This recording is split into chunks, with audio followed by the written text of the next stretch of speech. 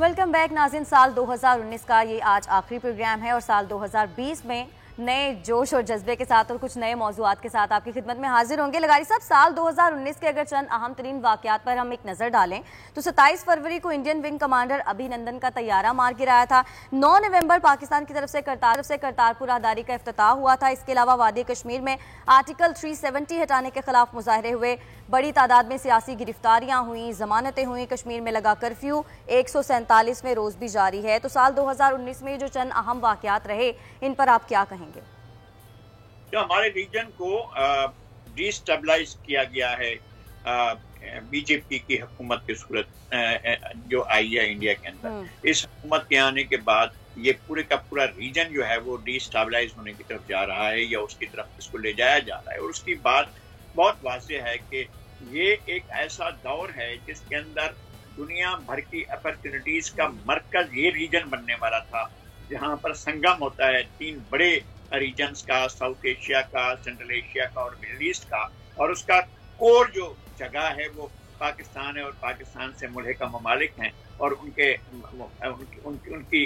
Opportunities का दौर आ रहा था और ये दौर आ रहा है और उसको रोका नहीं जा सकेगा। एक तो लोगों की विल की वजह से रोका शायद नहीं जा सकेगा, और फिर ये कि पाकिस्तान को एक पॉजिटिव किरदार अदा करना है, तमाम लोगों को, तमाम सोसाइटी के तमाम सेगमेंट्स को और रूलिंग इलीट को भी एक पॉजिटिव किरदार अदा करना है ताकि ये अपॉर्चुनिटीज हमसे ज़ाया ना हो।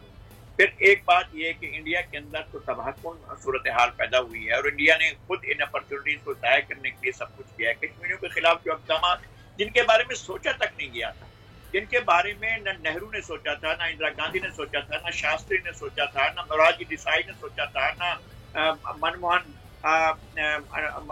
मनमोहन सिंह ने सोचा, किसी ने भी नहीं सोचा था।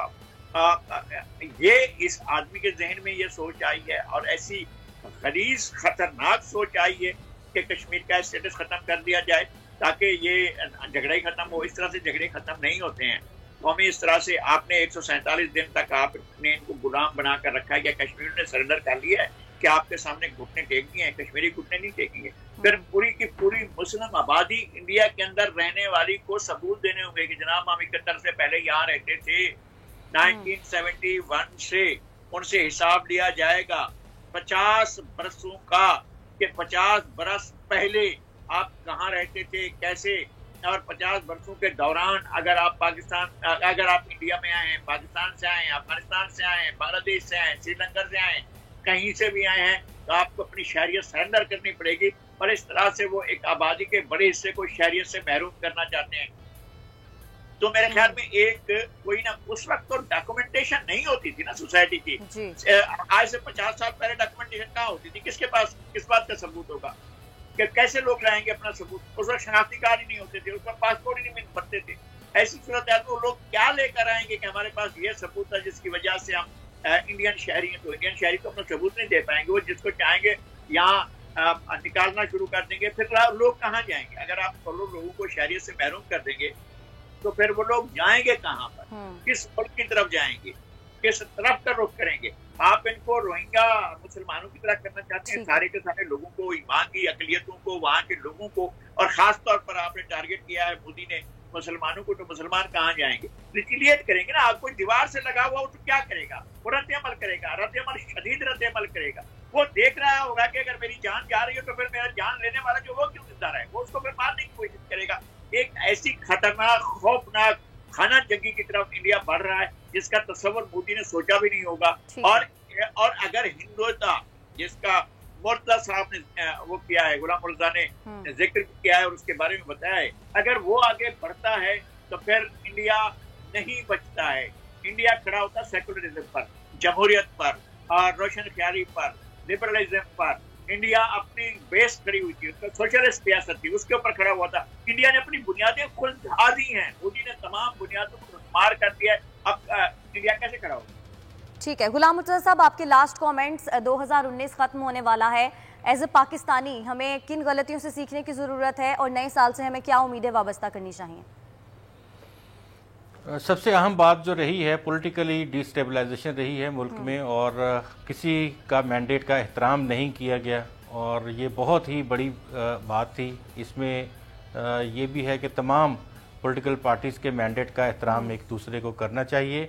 और दूसरी बात यह है कि जो नैब, एहतसाब और इस तरह की गेमें खेली जाती रही हैं, उनका अभी तक का कोई रिजल्ट नहीं निकला है। इसलिए मुल्क को मूव फॉरवर्ड आगे की तरफ जाना है और आगे की तरफ लेके जाया जाए। महंगाई की जो गुलाम मुर्तज़ा साहब, आपको इंटरप्ट करना पड़ेगा, हमारे पास खत्म हो गया है और ये एक अहम खबर है। साल 2020 के हवाले से हुकूमत का तोहफा पहले ही मिल गया है। नेपरा की जानिब से ₹1.41 पर यूनिट बिजली महंगी कर दी गई है। इस पर अवाम क्या कहते हैं, आपको दिखाते हैं। सर वो तो इतना पड़ चुका है कि आवाम की मेरे ख्याल में तो कमर तो टूट चुकी है। अब आवाम फिर ये है कि इमरान खान की तरह रोडों पे निकला है इमरान खान के खिलाफ। पहले इन्होंने हमें दिलासा दिया, अब ये कह रहे हैं कि 2023 तक हम ये बताते रहेंगे कि किस तरह की गवर्नमेंट हमें मिली।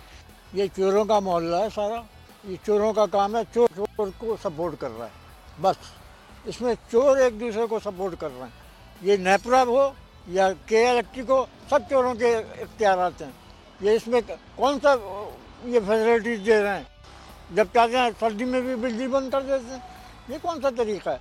जो पहले बिल 1500 होगा, अब वो 2,500 रुपये का आएगा। सर ये तो बस जुल्म है एक तरीके से देखा जाए। जब से ये देखें, इमरान खान को बुरा कोई नहीं कहता, वो खुद बज़ाहिर बहुत अच्छे हैं, लेकिन ये कि महंगाई जो कर रहे हैं ना, इसकी वजह से आवाम जो है ना बेजार हो गई है इनसे, और कोई वजह नहीं है। गरीबों के लिए बहुत परेशानी है और बहुत ज़्यादा इन्होंने कीमत हर दफ़ा बढ़ा देते हैं। लगाई साहब, वक्त बिल्कुल खत्म हो गया। लास्ट कमेंट, हुकूमत की जानिब से जो नए साल का तोहफा मिला है, इस पर क्या कहेंगे आप? नए साल का नया बम है वो जो फेंक दिया गया है लोगों के ऊपर। लोगों के अंदर तो सकत नहीं है, लोग कुछ नहीं कर सकते हैं। लोगों की जिंदगी की आस छीनी जा रही है, ये खतरनाक बात। ठीक है लगारी साहब, सब्सक्राइब करें और बेल दबाएं ताकि कोई खबर रह न जाए।